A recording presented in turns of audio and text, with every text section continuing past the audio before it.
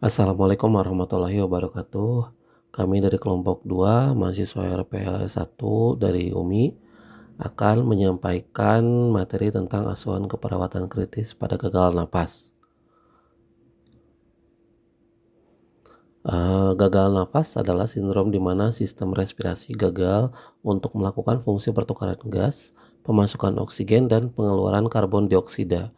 Keadekuatan tersebut dapat dilihat dari kemampuan jaringan untuk memasukkan oksigen dan mengeluarkan karbon dioksida. Indikasi gagal napas adalah PaO2-nya kurang dari 60 atau PaCO2-nya lebih dari 45 dan atau keduanya. Gagal napas terjadi apabila paru tidak lagi dapat memenuhi fungsi primernya dalam pertukaran gas, yaitu oksigenasi darah arteri dan pembuangan karbon dioksida. Gagal napas adalah ventilasi yang tidak akan kuat disebabkan oleh ketidakmampuan paru mempertahankan oksigenasi arterial atau membuang karbon dioksida secara adekuat. Untuk etiologinya, dari depresi sistem saraf pusat yaitu mengakibatkan gagal napas karena ventilasi tidak adekuat. Pusat pernapasan yang mengendalikan pernapasan terletak di bawah batang otak atau pons dan medula, sehingga pernapasan lambat dan dangkal. Lalu dari gangguan ventilasi disebabkan oleh kelainan intrapulmonal maupun ekstrapulmonal. Kelainan intrapulmonal meliputi kelainan pada saluran napas bawah, sirkulasi pulmonal, jaringan, dan daerah kapiler alveolar. Kelainan ekstrapulmonal disebabkan oleh obstruksi akut maupun obstruksi kronis. Obstruksi akut disebabkan oleh fleksi leher pada pasien tidak sadar, spasme laring atau odema laring, epiglotis akut, dan tumor pada trakea. Obstruksi kronik misalkan emfisema, bronkitis kronik, asma, COPD, cystic fibrosis, bronkiektasis terutama yang disertai dengan sepsis. Lalu ada gangguan keseimbangan ventilasi perfusi atau mismatch, yaitu peningkatan dead space atau ruang rugi seperti pada tromboemboli, emfisema, dan bronkiektasis. Yaitu bisa juga dari trauma disebabkan oleh kendaraan bermotor yang dapat menjadi penyebab gagal napas. Kecelakaan yang mengakibatkan cedera kepala, ketidaksadaran, dan perdarahan dari hidung dan mulut dapat mengarah pada obstruksi jalan napas atas dan depresi pernapasan. Hemotorak, pneumotorak, dan fraktur tulang iga dapat terjadi dan mungkin menyebabkan gagal napas. Flail chest dapat terjadi dan dapat mengarah pada gagal napas. Pengobatannya adalah untuk memperbaiki patologi yang mendasar. Lalu bisa dari penyakit akut paru yaitu pneumonia yang disebabkan oleh bakteri dan virus. Pneumonia kimiawi atau pneumonia diakibatkan oleh mengaspirasi uap yang mengiritasi dan materi lambung yang bersifat asam. Asma bronkial, atelektasi, embolisme paru, dan edema paru adalah beberapa kondisi lain yang menyebabkan gagal napas. Klasifikasinya yang pertama gagal napas akut, yaitu gagal napas yang terjadi dalam hitungan menit hingga jam yang ditandai dengan perubahan hasil analisa gas darah yang mengancam jiwa.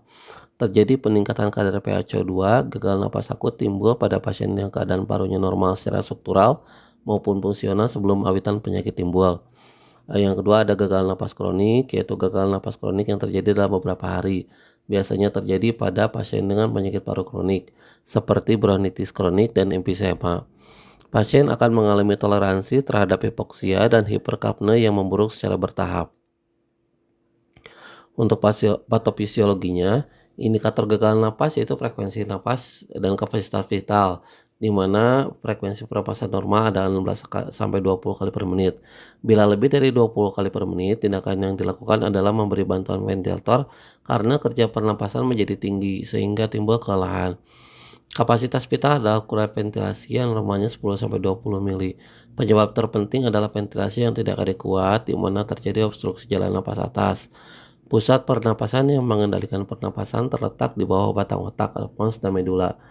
Pada kasus pasien dengan anestesi, cedera kepala, stroke, tumor otak, encephalitis, meningitis, hipoksia, dan hiperkapnia mempunyai kemampuan menekan pusat pernapasan sehingga pernapasan menjadi lambat dan dangkal. Pada periode postoperatif dengan anestesi bisa terjadi pernapasan tidak adekuat karena terdapat agen menekan pernapasan dengan efek yang dikeluarkan atau dengan meningkatkan efek dari analgetik opioid.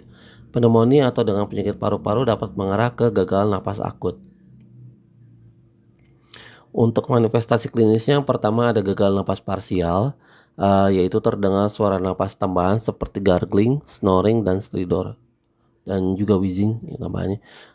Lalu hipoksemia, bisa dilihat dari takikardi, gelisah, berkeringat, atau sianusis atau PO2 yang menurun. Lalu ada hiperkapnia juga. Lalu untuk gagal napas total, bisa dilihat dari aliran udara di mulut, hidung tidak dapat didengar atau dirasakan. Lalu pada gerakan napas spontan terlihat retraksi supraklavikula dan selaiga serta tidak ada pengembangan dada pada inspirasi. Lalu adanya kesulitan inflasi paru dalam usaha memberikan ventilasi buatan. Pemeriksaan penunjang pada gagal napas yaitu yang pertama laboratorium, bisa dari analisa gas darah, lalu bisa dari pemeriksaan darah lengkap, lalu bisa dari elektrolit juga. Untuk pemeriksaan penunjang yang lain bisa dari radiologi, lalu bisa dari ronsen torak, nah bisa dari EKG dan echo, ya, lalu bisa dari uji valv paru juga. Untuk penata laksanaan yang pertama non-farmakologi yaitu bernapas dalam dengan bibir dikerutkan ke depan jika tidak dilakukan intubasi dan ventilasi mekanis. Lalu ada aktivitas sesuai kemampuan dan ada pembatasan cairan pada gagal jantung. Untuk penata laksanaan farmakologi, terapi oksigen untuk peningkatan oksigenasi dan menekan PO2, lalu ada ventilasi mekanis dengan pemasangan pipa endotrakea atau tracheostomi jika perlu, lalu ada pemberian antibiotik, pemberian bronkodilator, kortikosteroid, lalu ada pembatasan cairan pada cor pulmonale untuk mengurangi volume dan beban kerja jantung, lalu ada pemberian preparat inotropi positif dan pemberian diuretik. Lalu ada terapi diet. Yang pertama, pilih karbohidrat kompleks seperti roti dan pasta gandum utuh. Lalu makanlah 20 hingga 30 gram serat setiap hari. Konsumsi sumber protein yang baik. Lalu pilih lemak tak jenuh tunggal dan ganda yang tidak mengandung kolesterol. Lalu batasi penggunaan natrium atau rempah-rempah untuk mengurangi edema. Lalu minum sesuai kebutuhan harian normal 6-8 gelas, kecuali untuk penyakit jantung dan gagal ginjal kronis. Untuk komplikasi dari gagal napas, yang pertama dari paru bisa menyebabkan emboli paru, fibrosis, dan komplikasi sekunder penggunaan ventilator atau emfisema kutis dan pneumotorak. Lalu di jantung bisa menyebabkan cor pulmonale, hipotensi, penurunan cardiac output, aritmia, perikarditis, dan infark miokard akut. Dari gastrointestinal, pendarahan, distensi lambung, ileus paralitik, diare, dan pneumoperitoneum. Stres ulcer sering timbul pada pasien gagal napas. Untuk infeksi nosokomial yaitu bisa terjadi pneumonia, infeksi saluran kemih, dan sepsis. Untuk ginjal bisa terjadi gagal ginjal akut dan ketidaknormalan elektrolit asam basa. Untuk nutrisi bisa terjadi malnutrisi dan komplikasi yang berhubungan dengan pemberian nutrisi enteral dan parenteral.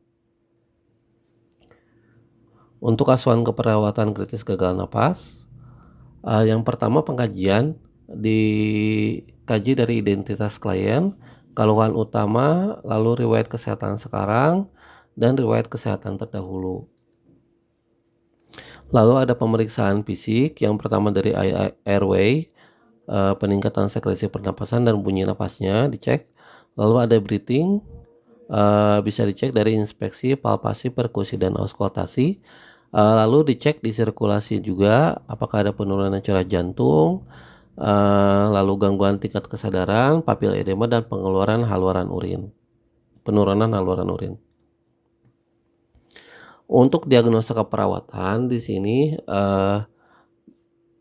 yang pertama bersihan jalan napas tidak efektif berhubungan dengan hipersekresi jalan napas, sekresi yang tertahan, dibuktikan dengan batuk tidak efektif, sputum berlebih atau obstruksi jalan napas, ada suara bangi, wheezing, dan rongki kering. Yang kedua, pola napas tidak efektif berhubungan dengan depresi pusat pernapasan, hambatan upaya napas dibuktikan dengan dyspnea, penggunaan otot bantu pernapasan, fase ekspirasi memanjang, pola napas abnormal atau takipne, bradipne, hiperventilasi, kusmo, dan chain stop.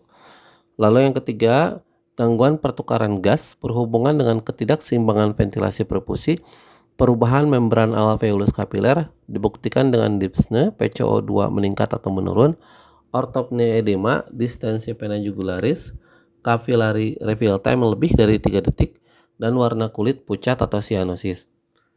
Lalu yang keempat, penurunan curah jantung berhubungan dengan perubahan kontraktilitas dibuktikan dengan adanya perubahan irama jantung, dyspnea, tekanan darah meningkat atau menurun, ortopnea, edema, distensi vena jugularis, kapilari refill time lebih dari 3 detik, dan warna kulit pucat atau sianosis.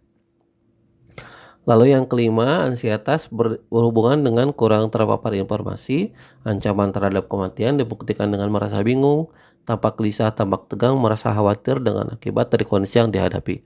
Lalu yang keenam, ada defisit perawatan diri mandi berhubungan dengan kelemahan dibuktikan dengan tidak mau mandi secara mandiri. Untuk defisit perawatan diri ada yang lain, hanya di sini dicantumkannya mandi. Selain mandi ada BAK, BAB, makan, tidur, dan berpakaian. Lalu yang ketujuh, distress spiritual berhubungan dengan kondisi penyakit kronis dibuktikan dengan merasa menderita atau tidak berdaya dan tidak mampu beribadah. Untuk intervensi yang keperawatan yang pertama, untuk bersihan jalan nafas digunakan manajemen jalan nafas, yaitu dari observasinya monitor pola nafas dan bunyi nafas tambahan. Untuk terapeutik, posisi semipolar diantaranya minum hangat, fisioterapi dada, penghisapan lendir kurang dari 15 detik jika ada lendirnya, hiperoksigenasi, dan sumbatan. Lalu untuk edukasinya, anjurkan asupan cairan 2 ml per hari kalau tidak ada kontraindikasi. Lalu ajarkan batuk efektif. Untuk kolaborasinya, pemberian bronkodilator, ekspektoran, dan mukolytik jika perlu. Untuk intervensi kedua, untuk pola napas, intervensinya itu pemantauan respirasi, meliputi pertama observasi, monitor frekuensi irama kedalaman napas, lalu monitor pola napas, kemampuan batuk efektif, produksi sputum, sumbatan jalan napas, lalu ada palpasi kesimetrisan ekspansi paru dan auskultasi bunyi napas, lalu monitor saturasi oksigen, gaya AGD, dan hasil X-ray.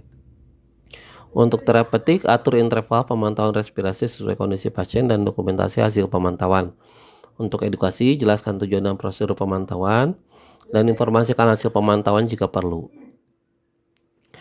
Untuk intervensi keperawatan yang ketiga, yaitu pertukaran gas, dilakukan intervensi terapi oksigen. Yang pertama, monitor kecepatan aliran oksigen, monitor alat terapi oksigen, monitor efektivitas terapi oksigen, monitor kemampuan melepaskan oksigen saat makan, monitor tanda hipoventilasi, gejala toksikasi, tingkat kecemasan, dan integrasi mukosa hidung. Untuk terapeutiknya, bersihkan sekret pada mulut, pertahankan kepatenan jalan napas, siapkan dan atur peralatan pemberian oksigen, berikan oksigen tambahan jika perlu, tetap berikan oksigen saat pasien ditransportasi, dan gunakan perangkat oksigen yang sesuai dengan tingkat mobilitas pasien. Untuk edukasinya, ajarkan pasien dan keluarga cara menggunakan oksigen di rumah. Dan untuk kolaborasi penentuan dosis oksigen dan penggunaan oksigen saat aktivitas dan atau tidur. Untuk diagnosa keempat, penurunan curah jantung, digunakan intervensi terapi oksigen. Yang pertama dari observasi, identifikasi tanda dan gejala penurunan curah oksigen, meliputi dyspnea, kelelahan, edema, ortopnea, PND, dan peningkatan CPP. Lalu identifikasi tanda gejala sekundernya juga, lalu monitor tekanan darah, intake output cairan, berat badan, saturasi oksigen, keluhan nyeri dada, lalu monitor EKG 12 hadapan, aritmia, nilai laboratorium, monitor fungsi alat pacu jantung, lalu periksa tekanan darah sebelum dan sesudah aktivitas, dan periksa tekanan darah dan frekuensi nanti sebelum pemberian obat. Untuk terapeutik, posisikan semipolar, berikan diet jantung yang sesuai, gunakan stocking elastis, fasilitasi pasien dan keluarga untuk modifikasi gaya hidup sehat, berikan terapi relaksasi untuk mengurangi stres jika perlu, berikan dukungan emosional dan spiritual, dan berikan oksigen untuk mempertahankan saturasi oksigen lebih dari 94%. Untuk edukasinya, anjurkan beraktivitas fisik sesuai toleransi secara bertahap, anjurkan berhenti merokok, ajarkan pasien mengukur berat badan harian, dan ajarkan pasien dan keluarga mengukur intake dan output cairan harian. Untuk kolaborasi pemberian aritmia jika perlu atau rujuk ke program rehabilitasi jantung. Untuk diagnosa kelima, ansietas, yang pertama intervensinya reduksi ansietas. Yang pertama observasi, identifikasi saat tingkat ansietas berubah, identifikasi kemampuan mengambil keputusan, monitor dan tanda-tanda ansietas. Untuk terapeutiknya, ciptakan suasana terapeutik, temani pasien untuk mengurangi kecemasan, pahami situasi yang membuat ansietas, lalu gunakan pendekatan yang tenang dan meyakinkan, motivasi mengidentifikasi situasi yang memicu kecemasan, dan diskusikan perencanaan realistis tentang peristiwa yang akan datang. Untuk edukasi, diedukasi prosedur, termasuk sensasi yang mungkin dialami, informasikan secara faktual mengenai diagnosis, pengobatan, dan prognosis. Anjurkan keluarga untuk tetap bersama pasien jika perlu. Anjurkan melakukan kegiatan yang tidak kompetitif atau sesuai kebutuhan. Anjurkan mengungkapkan perasaan dan persepsi. Latih kegiatan pengalihan, latih penggunaan mekanisme pertahanan diri yang tepat, dan latih teknik relaksasi. Untuk kolaborasinya bisa kolaborasi pemberian obat ansietas jika perlu. Untuk intervensi perawatan selanjutnya, perawatan diri, digunakan intervensi dukungan perawatan diri yang mandi. Ya, observasinya identifikasi usia dan budaya, identifikasi jenis bantuan yang dibutuhkan, monitor kebersihan tubuh, dan monitor integritas kulit. Untuk terapeutiknya, sediakan peralatan mandi, sediakan lingkungan yang aman dan nyaman, fasilitasi menggosok gigi sesuai kebutuhan, fasilitasi mandi, pertahankan kebiasaan kebersihan diri, berikan bantuan sesuai tingkat kemandirian. Edukasinya, jelaskan manfaat mandi dan dampak tidak mandi terhadap kesehatan, dan ajarkan kepada keluarga cara memandikan pasien jika perlu.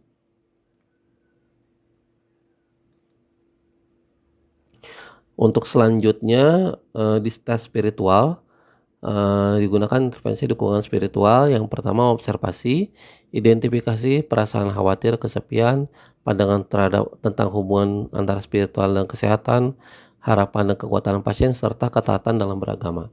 Untuk terapeutiknya, berikan kesempatan mengekspresikan perasaan tentang penyakit, lalu meredakan amarah dengan tepat.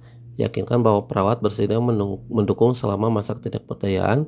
Sediakan privasi, diskusikan keyakinan tentang makna dan tujuan hidup, dan fasilitasi melakukan kegiatan ibadah.